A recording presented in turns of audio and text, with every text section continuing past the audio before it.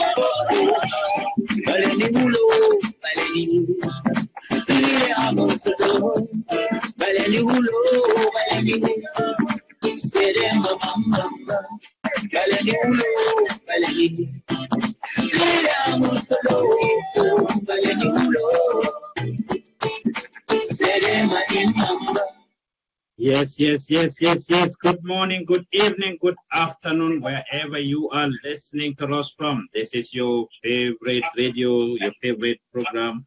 Coming to you from Gambian Talents Promotion. It's a special show, a special edition. Ñu ngi leen ay bëggee fu ñu waay di dégloo moom bi la muy kan dunia tonko nano dawa drandin drong. This is live and direct pa Ousmane Diouf nekkal leen ci gannaaw microphone bi. It's a special show. On Mondays, normally we used to bring you Celeb Avenue, which of course we will bring you eventually and as soon as possible. But yes, for the sake of our listeners, for the sake of our viewers, we have a situation handy here. We should have a situation at hand that actually make us come on air today, and we will be glad to bring this to you. It's a fortunate and an unfortunate situation. What happened, of course, Gambian Talents Promotion was at the IEC this morning to cover the nomination of the mayoral candidates for the KMC at the KMC head office this morning, which was attended by a good number of people, militants and supporters of the different political parties who were supposedly present at the place. Yes, the IEC had opened the nomination to start at 10 a.m. An independent candidate was supposed to start first, to be followed by, of course, the APRC, of course, the GDC and all other political parties. It was successfully done, but an incident happened at the IEC head office this morning. And of course, the Gambian Talents team were on the ground to actually cover this actual event, which went very well. And some people were happy, some people were not happy. What happened at the IEC this morning is what we are about to discuss here. One of our interns, one of our reporters, somebody that is actually a trainee at Gambian Talents Promotion, was supposedly beaten up at the IEC, was allegedly beaten up, and of course there was a lot of push and pull. A couple of Gambian journalists, one of them is a young aspiring journalist who is on the training, like I said earlier, and the other one, of course, is somebody that is already established, a veteran journalist who has actually gone through such things and was even on exile in the past, in the person of Mr. Abdullahi Jom. Of course, he was also, beaten up by the APRC militants at the scene, this morning. Our own reporter, Lamin Ceesay, who is also, who was also on the scene, was also allegedly harassed and abused. Niñ koy waxee saa su nekk rek tungu ne du teew ñuy natta loolu la Olof Njaay wax. Lamin Ceesay mu ngi ci biir. Lamin Ceesay fele suwo kono jang at the Gambian Talent Studio in the Gambia to actually join us together with the other team members. Loolu la rek yéen ñi nga xam ne yéen ay seetaan maa ngi leen doon laaj audio bi, how is it coming? You can let me know. Ahmad Jallow mu ne your audio is not coming up great and there is a lot of noise under the background. Just let me try to get that fixed. Ñu ngi jégalu bu baax a baax si loolu noonu. Let me know how it feels. I will continue to try to adjust the audio, and you let me know how that sounds or how that feels, and we take it up from there.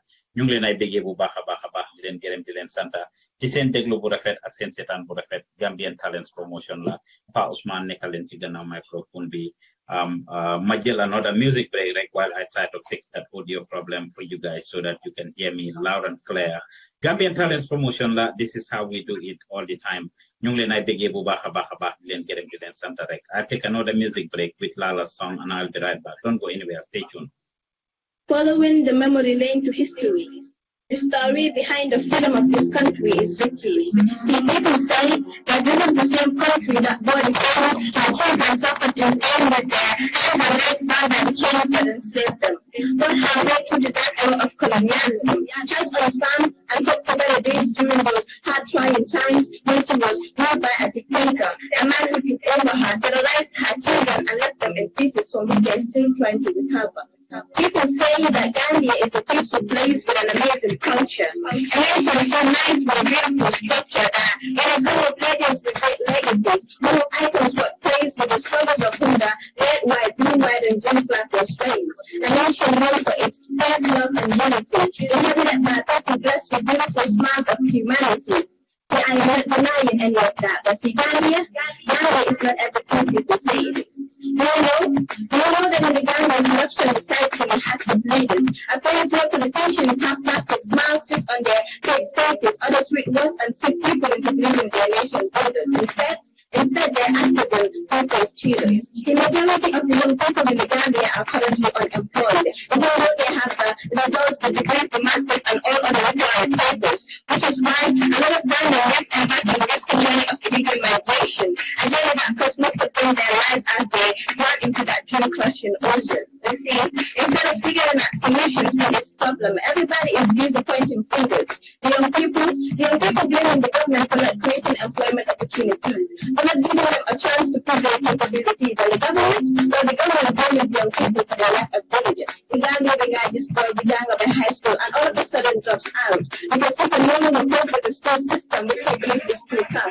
And so, I want to the country better. And when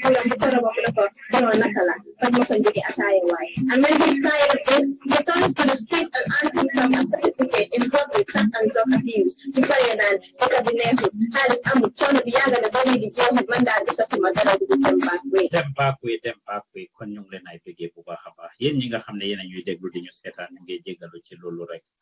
This is a last minute thing and we are trying to do it and do it right. We are trying to bring you all the good things. I mean, for the way you understand. I mean, Pausman, you mole neka chigana microphone. We bring it back for you live and direct here from our studios. Lamin Ceesay is over there in the Gambia. If the audio is better now, I mean, Gaina is coming out good now. Continue, we proceed with it. Lamin, Mr. Ceesay, Lamin, Mie Kontong. I greet you, Lamin. Can you hear me? It's over there in the Gambia. If the audio is better now, yeah, I'm getting you. Okay, you can hear me loud and clear, right? Oh, okay. How are you? Yeah. I'm fine. Oh, okay, that's good to hear. I'm fine. Yes, that's good to hear, Lamin. For the sake of our listeners, I want you to tell us who Lamin Ceesay is.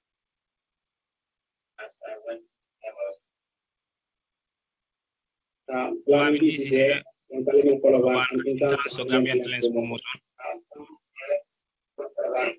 Okay. You are from Talent in Colaban.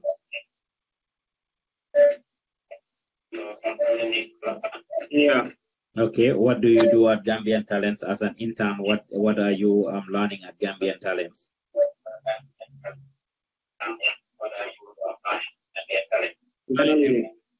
You are learning journalism. You are a journalism intern at Gambian Talents. How did you get to be involved with Gambian Talents? Let's do a little history here. How did Lamin become involved with Gambian Talents?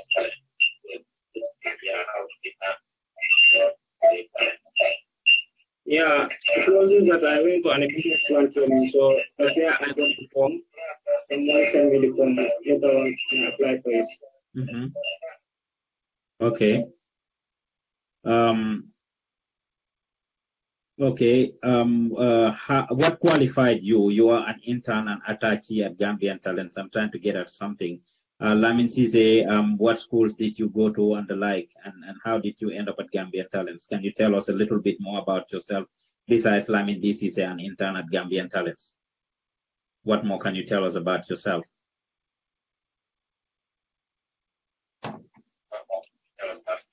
Yeah, I was graduated from Aprc 2015, in secondary school.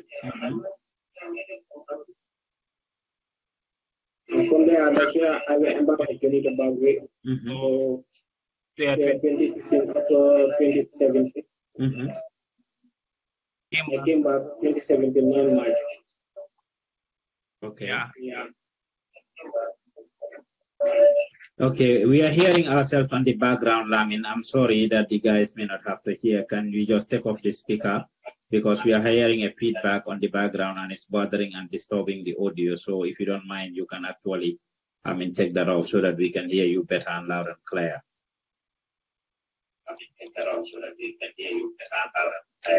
Yes, I'm hearing myself and an echo in the background. Okay. Lamin is an intern at Gambian Talents. He is somebody that went to the back way and came back in March of last year. When he came, he out of the Gambian Talents internship program and he applied for that. He was shortlisted amongst other people and given an opportunity to come and learn as a journalist, to come and be with us as a journalist at the Gambian Talent Studio, and he is learning fast. Just last month, we did cover the, excuse me guys, give me 1 second. Just last month, we did cover the monthly press conference that is usually organized by the Ministry of Information, where they share stuff on the activities and achievements and progress of the Gambia government. And of course, it was this same Lamin Ceesay that we sent to cover that event on our behalf. And he did ask a pertinent and important question. When we did the grand opening of the Gambian Talents, internship program, Lamin also shared his story with the people. Now, it just happened that today we sent Lamin to actually join the rest of the Gambian Talents team members to cover the nomination of the mayoral candidates at the IEC building, which is right next to our office. And of course, at the end of the day, we end up having an altercation between Lamin and the members of the Aprc. So we came up with this to bring Lamin and a few other people to talk to them about the incident, what happened at the IEC bureau, and everything else. I am getting a little distracted, guys. Sorry, because of the audio that is not coming out right. That's what I'm trying to fix. But in due course, we will get it. Lamin, you were at the IEC this morning to cover the nomination. Which candidate came in first at the nomination ground? You are listening to Gambian Talents Promotion. It was Mohammed Jenkins. It's right on direct, together with Mr. Lamin Ceesay, all the way from our studio in on Kairaba Avenue in the Gambia. I'm sorry, guys, that we are having this distraction. Mr. Lamin.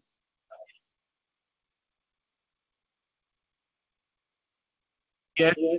Okay. I was asking you about the incident that happened this morning. You were at the IEC covering the nomination. What happened there? Which candidate came in first? And at what time did you get to the IEC this morning?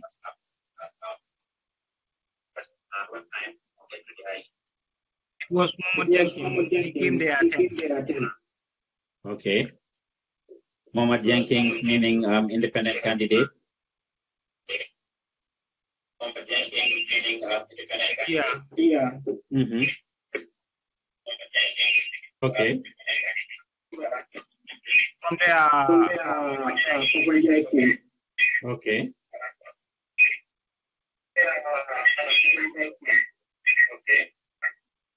After Papanja, that was okay. Now, what happened with AP? What happened with Mohammed Jenkins and Papanjai? What happened?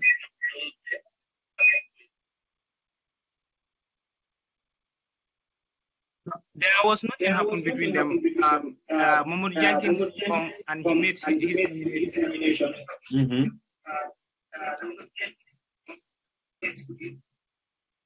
And later on he left. So the time he was there, that was the time Papanja also was coming. And Papanja also the nomination was done. So the time Papanja also was going, that's the time Aprc came. Okay. So Papanjai did his nomination together with his team. Did they have a large crowd? Were people there? I mean, did they have a large crowd? Did Papanjai and Mohammed Jenkins have a large crowd? Yeah, they have a large crowd. Okay. And what did you guys do as reporters? What did you guys do during the period when Papanjai and Mohammed Jenkins were being nominated? We were making a documentary live video and interviewing them. Okay. And how did that go? Yeah, we call them, others are in their car, we make interview with them, party militants. Because I personally am the one who interviewed this man, Modi Jenkins, before Papanjai came in. Okay. Okay, you interviewed Modi Jenkins before Papanjai came in, and everything went smooth. So when Papanjai came, what happened? Yeah, well, the time Papanjai came, I couldn't have interviewed him personally. A group of media house all have interviewed with him at once. Okay. Yeah, from that later on, I also have interviewed personally. Ramatullah of Gambian Talents Gay, you're also interviewed Papanjai, right? Yeah. Okay. So we seen the videos and we heard of a possible altercation between you and the APRC. What happened? At the moment, this man, Papanjai, that was the time they were coming on the main highway. So that was the time I moved the live to the main highway to make the video. But I came up near the car, but I couldn't get the access to take the video from those people. So that was the time I forcing myself to get into the crowd. At the moment I get access to the near the car, I will start the video. But the people got in the car, they are going to take the video. So and then I was having a press card. I saw them. I said, "This is not for a person. This is a media house. I'm working for a media. So allow me to do my job." But still they insist. I personally, I see that I do talk. So why not these people? So that was the time I was making interview with I was start making the live video. They start pushing and pulling until it turned to beating. They start beating me. So where exactly did this happen? Was it inside the IEC building, outside the IEC building? Where exactly were you when this thing happened? It started from the Johnson, the main highway, to enter inside, around up to the IEC main gate. That's where it started from the main highway to the IEC gate. Which main highway? The Kairaba Avenue Highway? Yeah, the Kairaba Avenue Highway. Okay. So up to the IEC gate. Up to the IEC gate. So people were trying to calm down, but that time people were many. Others were beating me, but others hold my hand. So I couldn't recognize those who have held my hand. So later on, I see myself in the police. So the police were holding me. But that time I was displaying because I was angry. I said, let them leave me for me to react. What I'm going to do, let me do. They said they are there to protect us. So that was the time they cut me and take me inside to the office, IEC office. So who took you in there? The IEC people, the police, or the APRC people? The police. The police. Now, you and the APRC people, I mean, when they told you that you cannot take a video of this guy, I remember fully we had to contact the IEC, of course, and engage them. And they gave us a press card, gave us permission for us to be able to cover the entire election process. I mean, and we were there during the nomination of the, what you call it, the local government, I mean, the councillors. And we covered the election live. Everybody watched and saw these things. So today we went to, of course, cover today's event, and we'll be covering tomorrow's event. And it ended up like this. Now, did you actually engage them by any means physically when they tried to beat you or when they tried to touch you? Did you actually beat them back, or what did you do? Yeah, I was trying to react, but I couldn't get access to them because I couldn't know exactly those who were holding me because others held my hand, so I couldn't get an access to them to beat them. You didn't get any access to beat them. So when the police held you, what did they do to you? When the police held you, what did they do to you? They hold me and take me to inside IC. So that was the time the one making nomination. I went and reported the matter to him. So later on, he said, let me sit on the veranda and wait for him. That was the time I was sitting there. After when the nomination was done, he called me, the commissioner himself and the assistant, and he called Yankuba Kwali and Sidin Jai for us to make a discussion about it. So later on, we went to make a discussion about it. We made all our explanation. But they said, let me forgive them. I said, I cannot forgive them. You said you cannot forgive them. So you had a discussion with the leadership of the APRC, to be more specific, Yankuba Koli and CDJ. Yeah. So when they asked you to forgive them and you said you are not going to forgive them, what else happened? Nothing. That was the time the discussion was because the commissioner of IEC said was push and pull between them. Last time I haven't witnessed that. There was push and pull between them and the police officers at the gate. So they discussed about that one also there. So I was not aware of that one. That was the time I lived them inside there and I came again the veranda because the police officers don't allow me. They said I won't go out. If I go out, I'll commit a crime there. Okay. So were you bitten anywhere, Lamin? I mean, do you hurt? Do you have any physical, pain or something? Are you hurt anywhere? Yeah, later on, when I came to office, I realized that my hand was paining me, and both two sides of my tear, my trouser. Your trouser, your pants. So were they holding your pocket? Is that what you're talking about? They were holding your pocket, your pants, and it. Got. Yeah. It could be that because that time I was starting control. I in fact the exact place that they were beating me because I was moving up and down. So that my hand was controlled, so that's why I don't get an access to them. You didn't get access to them.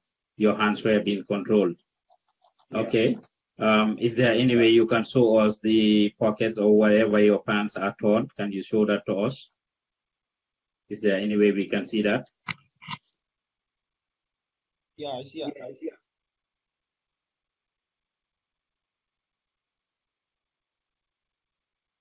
Oh, that's your pants. Can you move back a little bit so that it will be clearer, so that we can see what exactly happened? You want to see the pockets wherever happened to you. The pants that are being torn.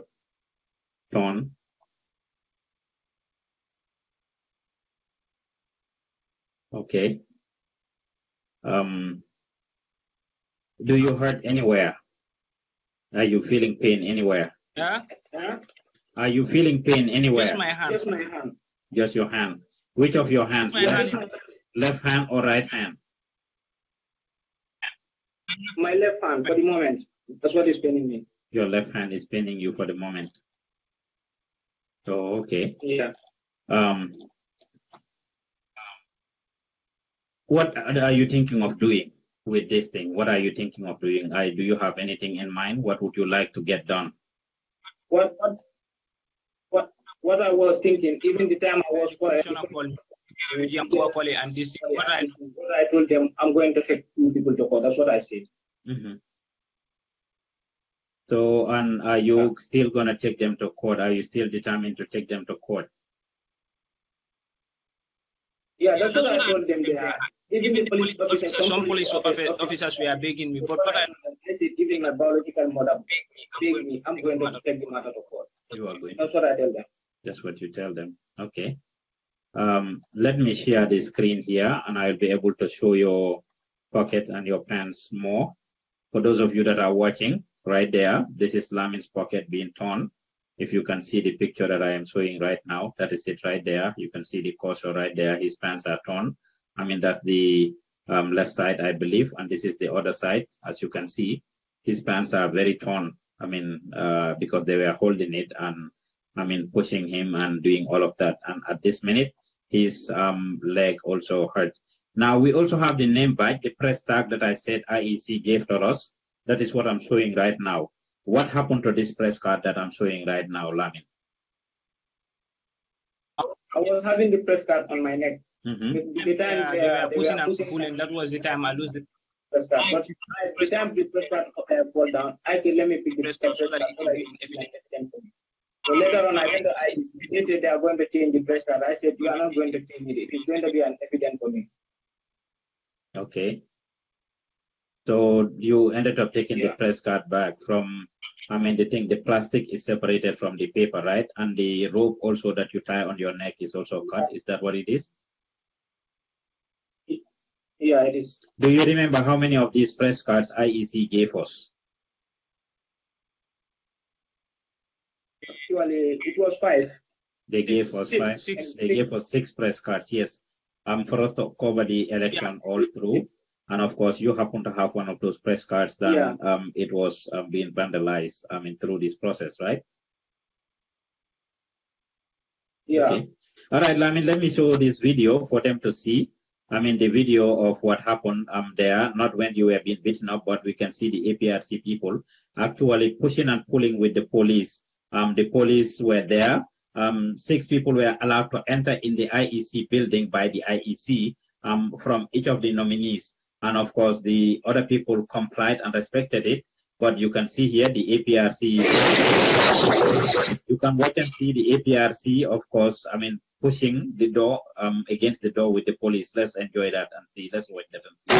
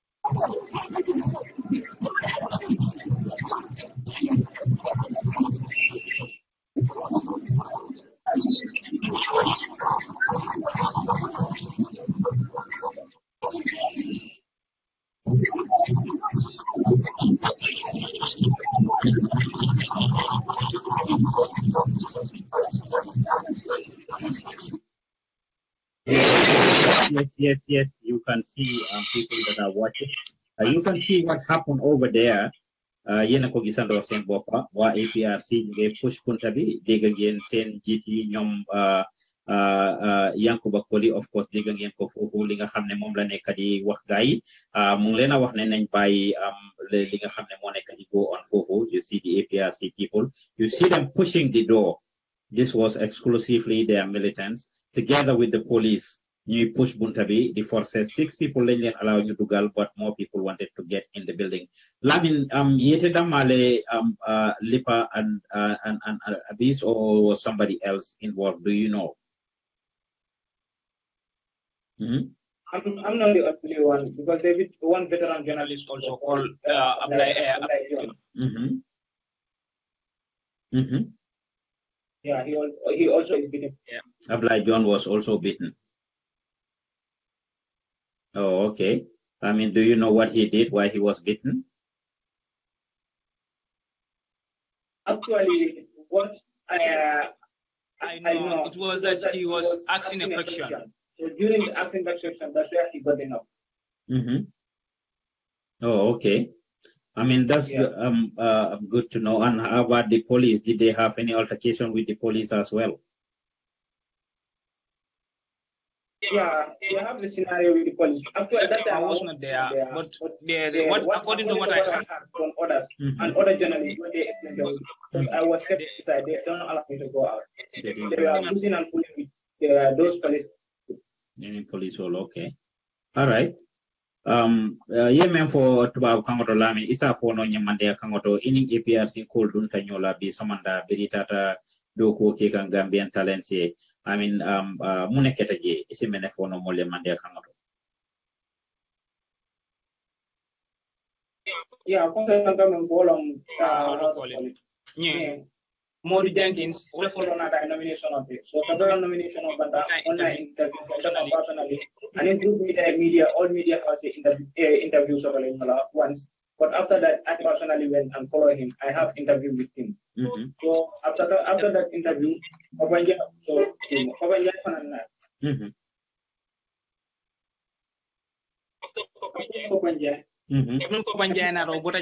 after finger fananatana.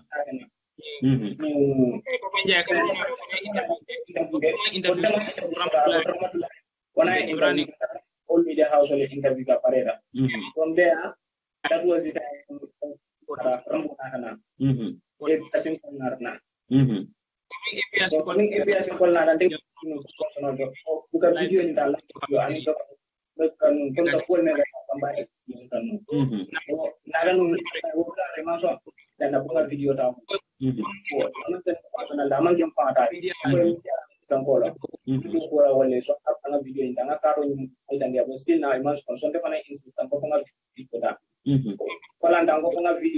that was the time.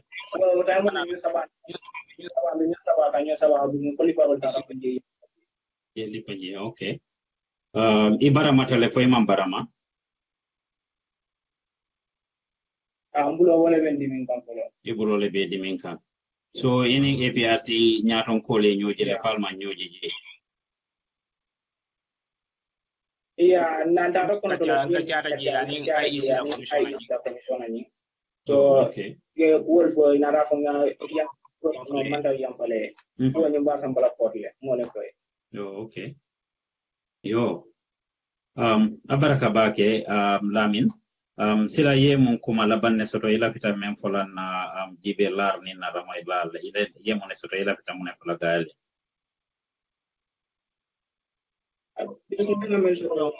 We need just la fela mako ro damman. Ela support ngolo support for the moment Steven Pona.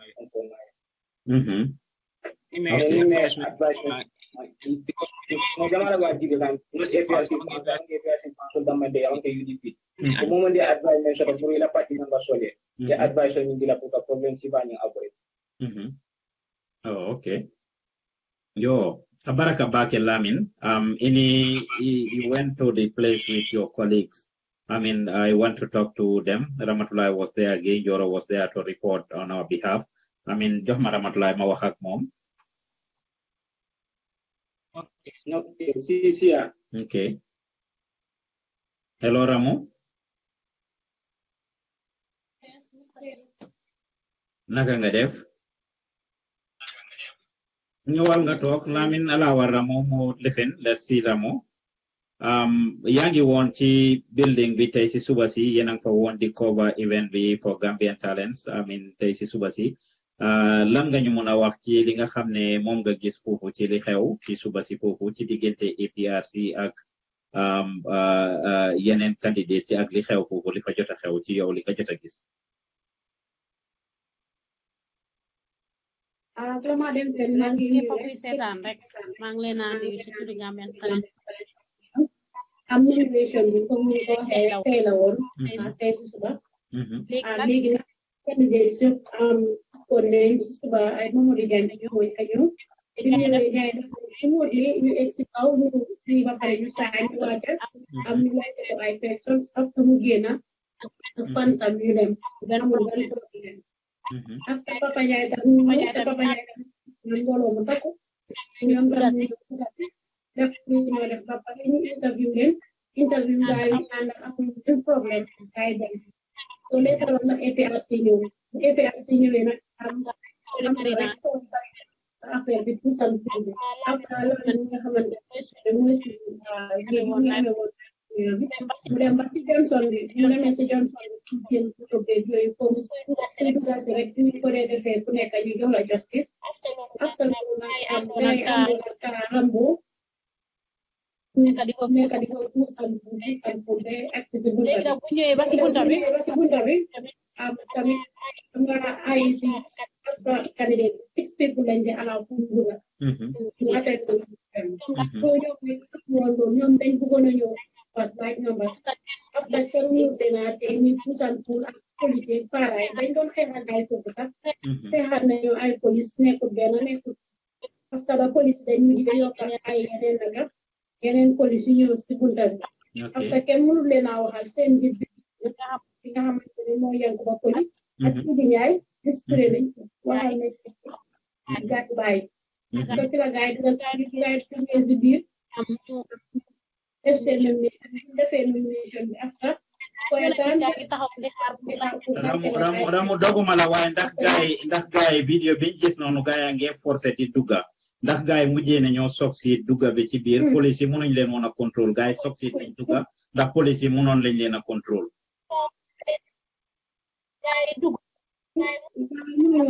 dañ leen stop comme ni ma la ko waxee rek police yi dañ wax ko dañ am day enforcement police yi dañ am day enforcement right waaw ñaari moto pour ñu ñëw naka réguler système bi okay after si la gaay duga si biir after bu ne lii journaliste yaa ngi taxawoon di xaar pour am boo gi waaye after ñoom ay si daf ko dugal si biir kéemaan daf ko dugal si biir wax ak gaay yi di leen wax leen ñu def baaxut ak yooyu noonu so after loolu tamit di wax ak moom miñ ko wax fekkee ma ko Lamin after ñu génne ñëwaat toog ñu adresse leen tamit si affaire police yi booba on a fini nga xamante ne mooy yem ko police wax na it's not door waruñ koo dóor so loolu moom apologize na moom ñu doon apologize di wax ne ñu ngi jégalu yooyu noonu loolu waruñ ñoom ñëwuñ si pour create violence xam nga am na ñu nekk si ñoom ci di ngay tamit waxat naa moom after bi loolu passé ak lii naka la tax ko doon laajte ay personne di ko wax ne lan la ñoo def lan la ngeen teg ci ne gars yi dinañ jël ay ci li nga xamante ne ñoo lii ci cadre si di ngay am dafa laajte tamit moom bu ko dóor xaw moom dafa laajte rambo personne na yeneen nit yi nga xamante ne am na compagnie nekk di baat so rambo fa na toll after Abdoulaye mi ngi topp si kaw pour personne so after loolu bi ko nekkee di laajte rek booy bi tool rek xool ko ba mu ko nekk ko si piisam bi si boori butam bi mun na jana des bi Abdoulaye Diop okay okay so naka la yëf yi mujjee foofu noonu def nañ seen nomination ci jàmm ak salaam gaay tasaaroo foofu tamit after Abdoulaye Dione tamit dañ ko dugal si biir police di ko calm down ak ñoom Yankuba poli ak yooyu di ko wax ne gars yi dinañ jël action day apologize amoon tamit woon MPV bi nga xamante ne Aprc la taxawal loolu tamit ñu ngi ñoom doon apologize di war ne seen gars yi ñu def it's not done apologize to be head ci di ngay laa soo tamit ko naka la gars yi presse bi di interview loolu la leen ko wax ne dañ jël action waaye comme nii dafa métti because ñoom ñu nekk naay pour génne lii pour promote seen agenda be yooyu next minute ñu ñoo dóoraka pour saka lii parce que ñun ñëpp sax amuñ si dóor yi waaye am ci puusi so Aprc ñii lañ ñu tey ama ndax ñeneen ñi ñoo ñëwee ëllëg ñu gis di daal yàlla bu mu amaat amin ya rabbi jërëjëf rahmatullahi comme niñ ko waxee yéen a gis tibe yi Lamin Ceesay bi nga xam ne maa ngi ko siya noonu dañ xotti tibeyam bi noonu ba pare Lamin ne loxoom baa ngi métti gis ngeen ne ñaari poosi tibeyam yi yëpp lañ xotti nii Lamin was there gis ngeen Sidi Ndiaye si vidéo boobu ñu siya gis ngeen Yankuba Colley si vidéo bi mu ngi naan gaay stop hey mu ngi yuuxu gaay gis ngeen ne gaay ang ci suuf ñu ngi ko def video bi weddiwul la tudda kon yéen a ko gisandoor. It's a very unfortunate situation. It's unfortunate that it happened to a staff member of Gambian Talents. It's not right for it to happen to anybody. And of course, we will not take the matter lightly. We will engage the APRC. Already ñu ngi dox ci lii nii Ramatulaay nga jox ma Musa rek ma wax ak moom. amin jërëjëf Ramatulaay lan mooy sama jëlteeli kàddu bala maa jox Musa suma mujjeli kàddu li ma wax rek mooy ñu bàyyi xel parce que ñëwee di wax ne journaliste yi nekk di def parce que mayul journaliste tamit accès pour ñu def seen liggéey wala nga nekk di def sa liggéey ay du rek ay du dina fekk tamit te jëleewuloo si dal loolu rafetul so man li ma advice bu ma réew pratique yooyu laay wax rek ñu waxal seen ñi nga xamante ne ñoo toppa gaay yi am kaam ñu war respect so parce que li nomination rek ñu ne guloo defaguloo dara nga war a ñëw rek indi seen problème so loolu baaxul dañu waxal seen gaay daal ñu ne wax respect ak yar ak teg def li sumuti am ñu génne ko si kaabu ko taaw jërëjëf Ramatulaay comme ni ma ko waxee balaa Musa di ñëw yéen a gis vidéo APRC bi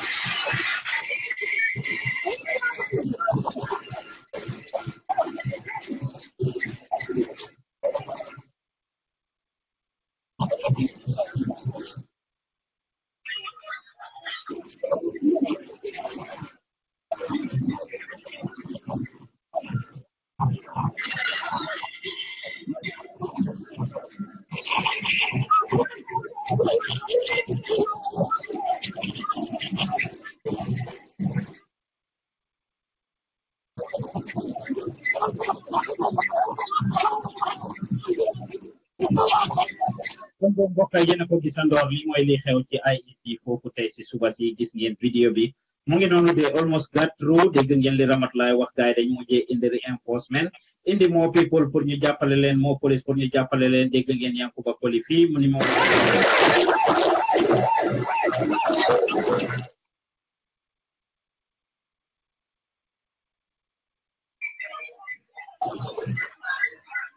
dégg ngeen Yankuba Koli mu ngi yuuxu gaay hey Sidi Njaay ngi nee ñu ngi yuuxu gaay almost seen voice bi mu ngi dee gis ngeen ci Sidi Njaay la ci Yankuba Koli la kon li xew foofu yéen a ko gisal seen boppa li vidéo la weddiwul la tudda kon ñu ngi leen ay bégee bu baax a baax kon Musa si mu ngi fii rek Musa was at the scene Musa ñu ngi laa nuyu Mr. Si greetings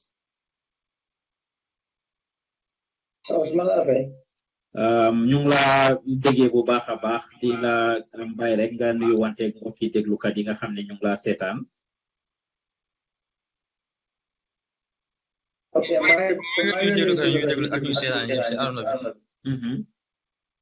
okay Musa yaa ngi woon ci scene bi ci liñ jot a guest you were involved with the team foofu noonu Lamin mi nga xam ne sa collègue la li nga xam ne moo xew ci diggante mag waa APRC lan nga nuñ ci mën a wax Musa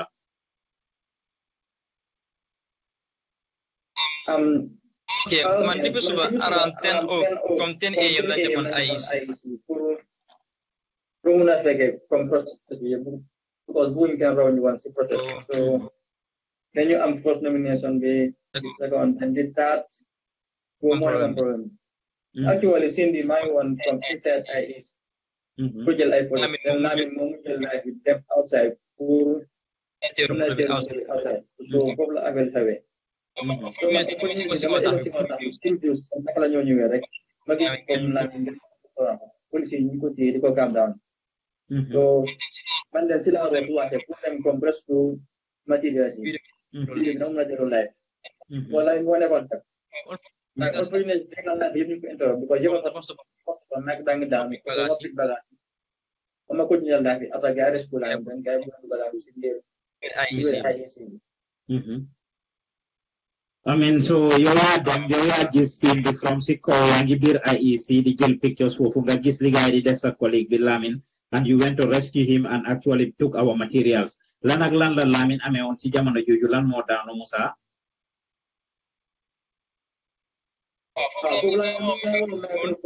Mon personal telephone ak phone ak office time okay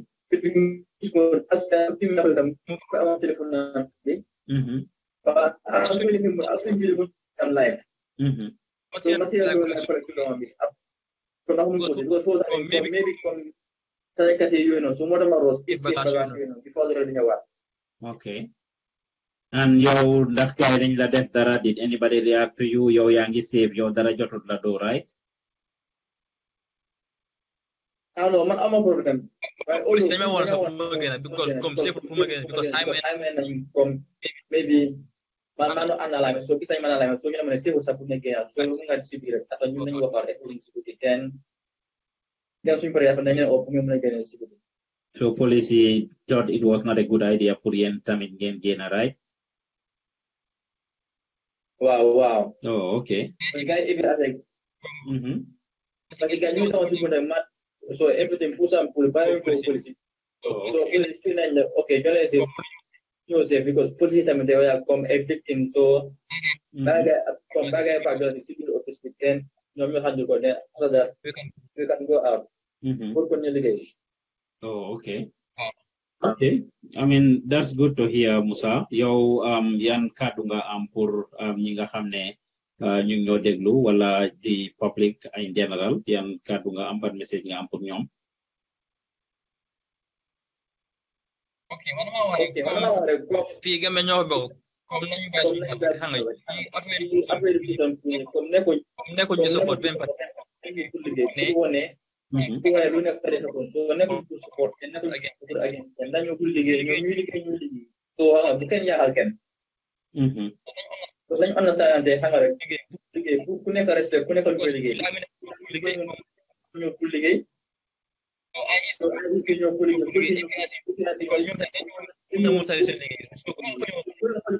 so na ko nekk comme ça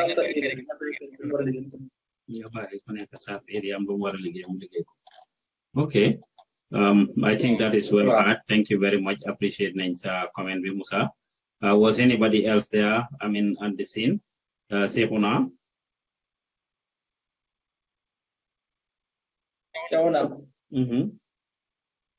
Mboka yéen a ngi déglu di seetaan Gambian Talents Promotion report buñ leen a indi right now. It's an incident that happened fele na la ci IEC building bi tey ci suba si.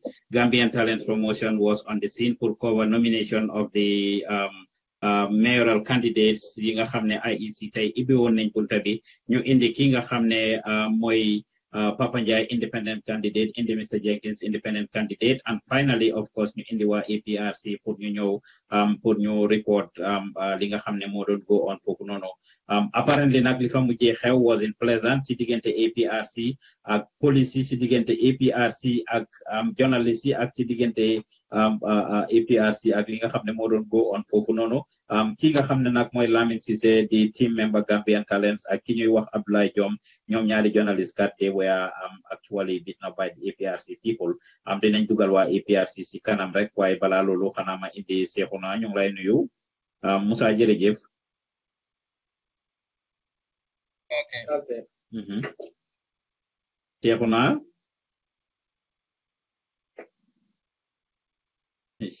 Seexuna nuyu naa la. kon mbokk yi yéen a ngi déglu di seetaan Gambian Talents Promotion ñu ngi leen ay bégee bu baax a baax comme niñ ko waxee rek dinañ leen indil waa APRC ñu dégg from them ñoom tamit jaay pour dugal ko To copy this Q-tune, press star.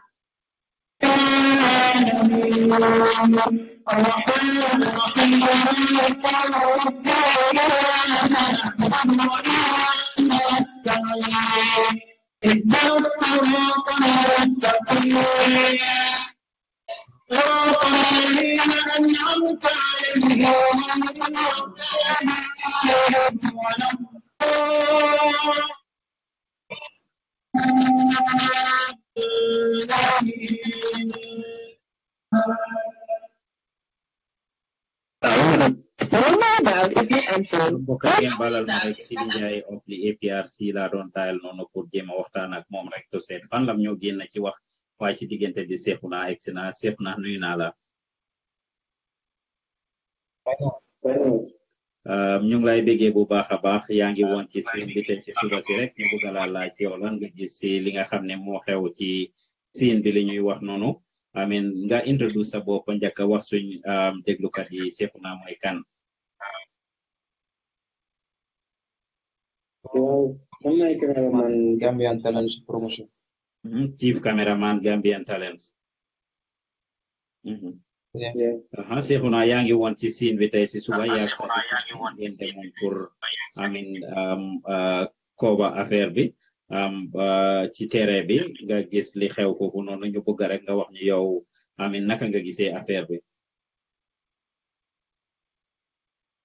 waaw en fait ñu ngi woon foofu liggéey am na yenn partie bi ñëwee noonu liggéey nañ ñu jaar mais après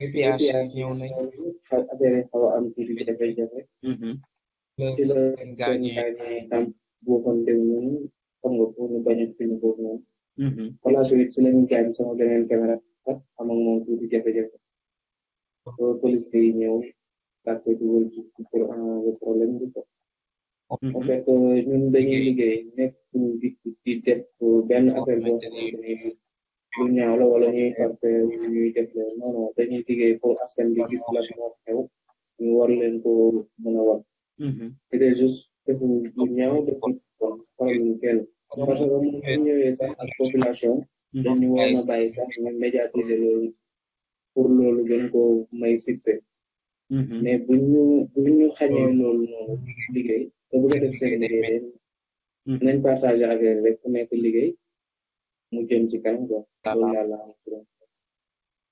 ok waaw baax na kaddu gi rafet na yéen ñi nekk ci terrain bi yéen journaliste yi gis naa ne journaliste yi Gambia yi ñu bari journaliste yi Gambia yi we get criticized we get talked about a lot rawatina ci social media bi dinañ nekk di ñu ŋaañ di wax ne liggéeykat duñuy liggéey duñuy def seen liggéey lii nag is something loo xam ne is abnormal it's something that is undone and inshallah as an institution dinañ seet lan la ñoo def comme ni ma ko waxee ñu ngee gestu ñu ngee def yeneen affaire ci diggante bi what we just had to come and share this with the world pour àdduna xam ne lii kat moo xew gis ngeen vidéo bi loo xam ne lu ñu taxale la seex naa lan mooy saw bu jetteeli kàddu ci pour déglukat yi balaa ñuy continuer émission bi.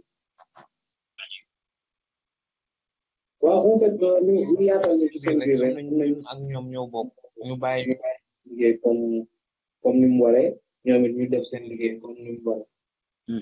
ñu ko defee rek yëg naa ne dina dem ci kanam incha allah. ok jërëjëf Seexuna Njaay suñ mbokki sénégalais la but right now moom mooy di chief cameraman at Gambian Talents Promotion.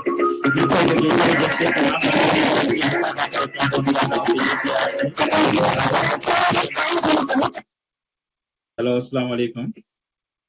Alaikum salam. Honorable Jata. Mr. Jata, how are you? This is Pa Usman Juf of Gambian Talents Radio calling you from America.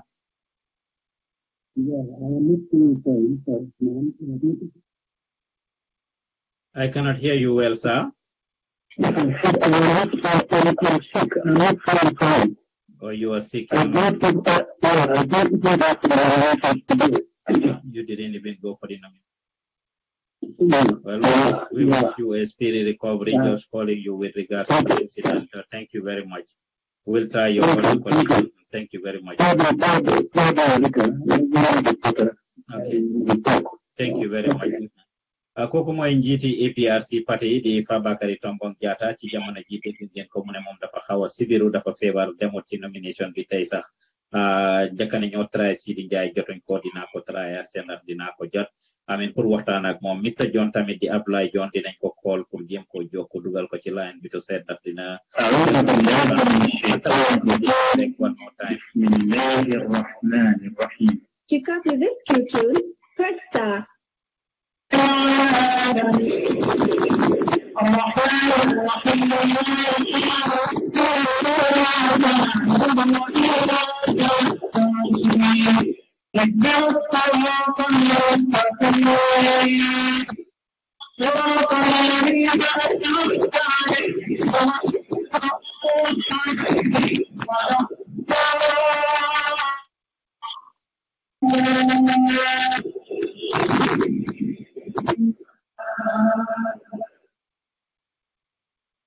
kon boog ngeen balal ñu Sidi Njaay tamit jëlu téléphone bi ñu ngi xool waa APRC pour jéem leen a dugal ci line bi pour waxtaan ak ñoom kii di Abdoulaye Diom nga xam ne moom itamit Gambian journalist la. I mean, he was actually abused, physically abused and beaten up at the session this morning. I mean, dinañ ko jéema dugal moom tamit rek ñu dégg from moom to hear his side of the story. Hopefully we are able to reach him moom tamit su ko defee ñu waxtaan ak moom ñu xam Mr. Abdoulaye Diom kon nag taay Mr. Diom rek jërë ngeen jëf yéen a ngi dégg promotion Vows ma nekk leen ci gannaaw microphone bi. I mean, Mr. John su jëlee inshallah ñu waxtaan ak moom rek. I mean, ñu ngi leen ay bëggee di leen gërëm seen déglu bu rafet. I mean, this minute, this second, ñu ngi waxtaan ci li nga xam ne moo xawoon tey si suba ci diggante APRC ak journalist yi ak ñeneen ñi. Mr. John, of course, jëlul téléphone bi moom tamit kon yéen a ko déggandoor. We will continue to pursue this. We will continue to keep you posted. We will continue to talk about li nga xam ne moo xewoon foofu ca IEC tey si suba si. I mean, ñu ngi jéem a engage all the necessary people as far as we are concerned. Duñ def dara next lu dul ñu contact ki nga xam ne mooy David Kujabi nga xam ne moom mooy PRO, the Public Relations Officer of the Gambia Police Force. Dinañ ko dugal moom tamit su ko defee mu waxtaan ak askan bi rek. Su fekkee ne jot nañ ko mu wax ñu lan mooy taxawaayi Gambia Police Force ak ñoom lan lañ xam ci siin bi yëg nañ ko ak ñoom lan moo si seen taxawaay kon su ko defee ñu jokkoo David Kujabi rek inshallah yéen a ngi déglu di seetaan Gambian Talents Promotion Pa Ousmane Diouf nekkal leen ci gannaaw microphone bi rek di lañ koy defee saa su nekk Pa Ousmane maa ngi leen ay bëggee bu baax di mastawu Lamin di Ceesay di mastawu Mr. John nga xam ne ñoom ñaar lañ ndeysaan brutalize foofu noonu ak ñeneen ñi nga xam ne jot nañ fa daj naka sudut noonu dégg ngeen li nga xam ne moom la Ramatulaay Gay wax dégg Seekuna wax dégg ngeen li nga xam ne moom la Musa si wax kon maa ngi try police ñu dugal ko moom tamit rek I mean hopefully he is able to pick up and with about the stance of the Gambia Police Force inshallah David Kujabi try noonu hopefully I will get hold of him so ma get hold of him tamit rek continue to keep you posted with the progress of this investigation and Gambian Talents Promotion la a special program where li nga xam ne moo xew fële ci IEC tey earlier in the day kon ñu ne ko déggandoor David Kujabi jëlul téléphone bi Sidi Jai of the APRC jëlul téléphone bi Mr. Jom tamit jëlul téléphone bi kon ñu delluwaat fële rek ci team Gambia Lamin Ceesay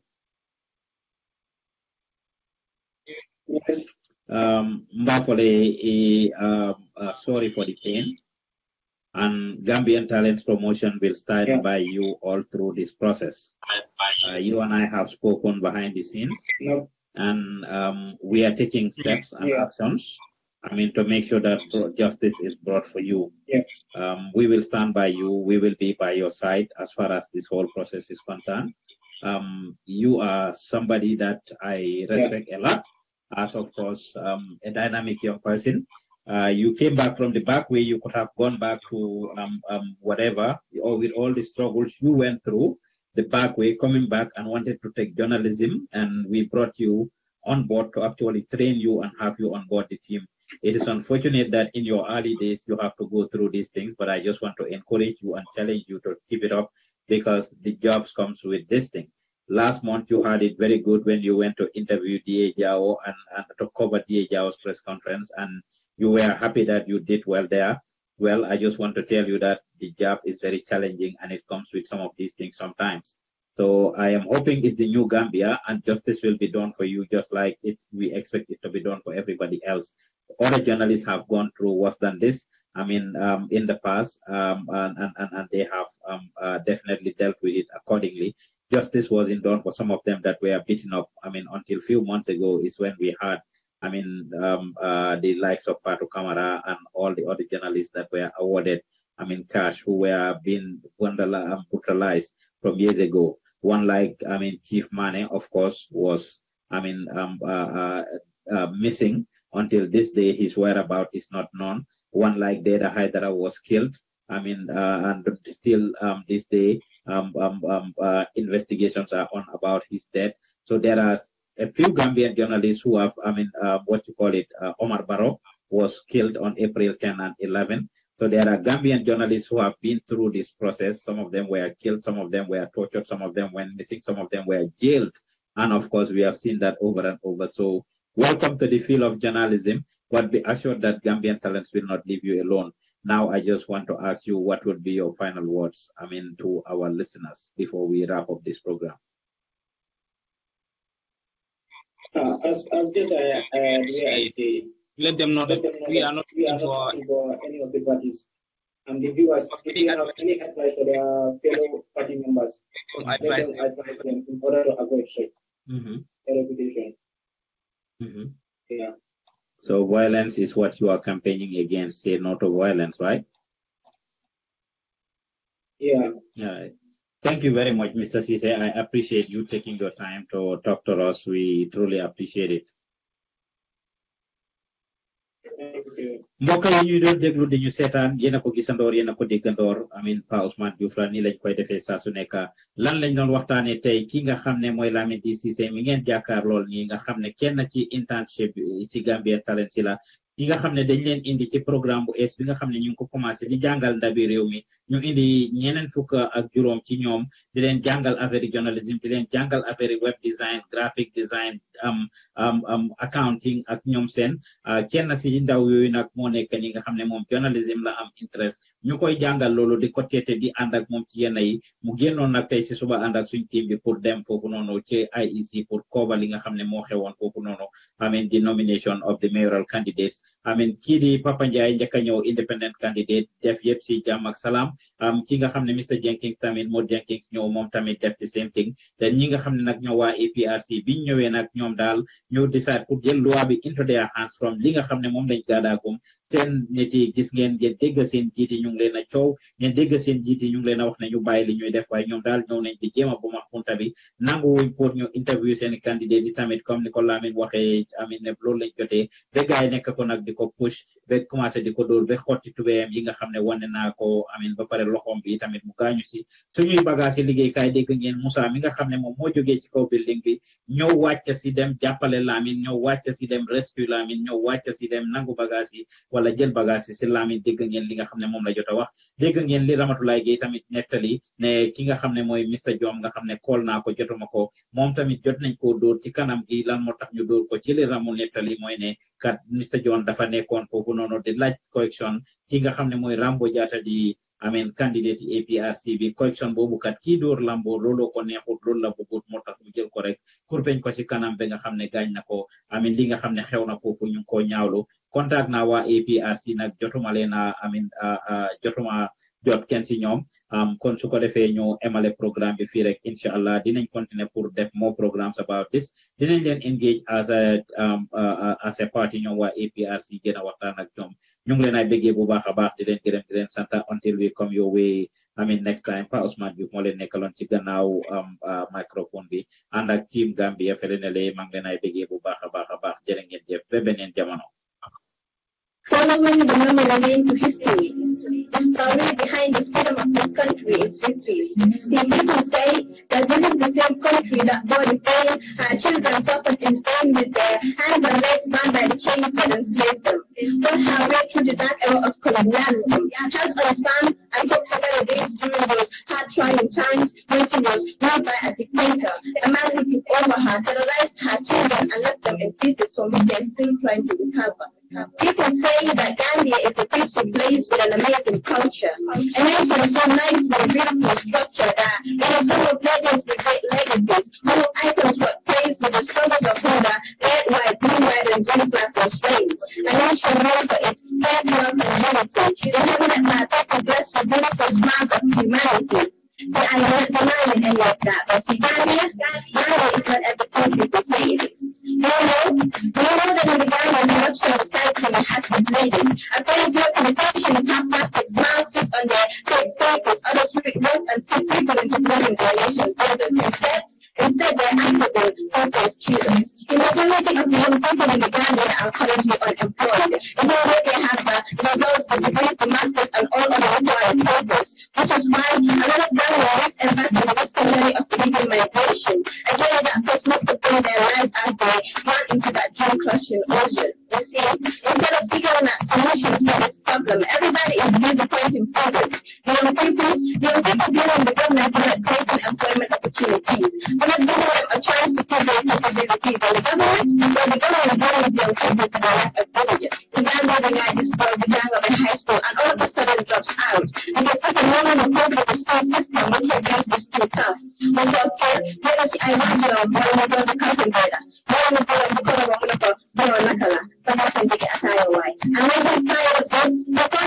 His and answering some certificate in public and drug abuse. Superman, Ekabinesu, Alice Trying to be young and a baby jail with my dad is up to my dad to become back way. In this country, everybody dreams to live in luxury. And instead we dwell in never ending poverty. Do you know why? So I tell you why. It's because in the Ghana, people propose each other with no ideas for immigration is wrong. In this country, people compete each other with drugs and witchcraft to make it equal someone with bad intentions.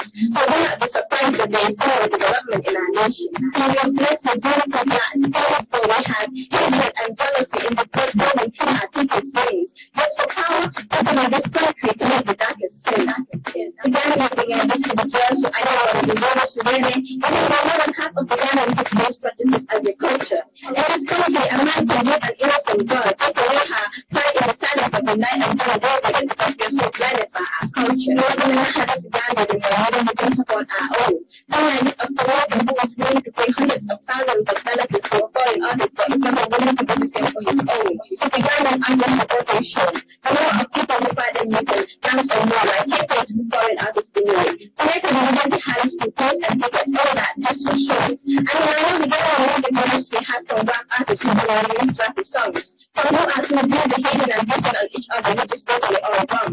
But there are authentic ones who are hardworking and have proven to be strong. So why can we appreciate and support our own? Maybe for the beginning in Uganda. When I tell you something, there is no Uganda. There is just a government dedicated to the corrupt system, a system under which we are all victims. In this simple Uganda, everybody likes and says what they want and call it democracy. Well, I don't know if it's just me or everybody else is actually calling democracy. Federal government. When we now want to make our nation rise, coming to a country that will take all by surprise, but say, development comes with a price. We're willing to change once, because we can fly. Power of freedom.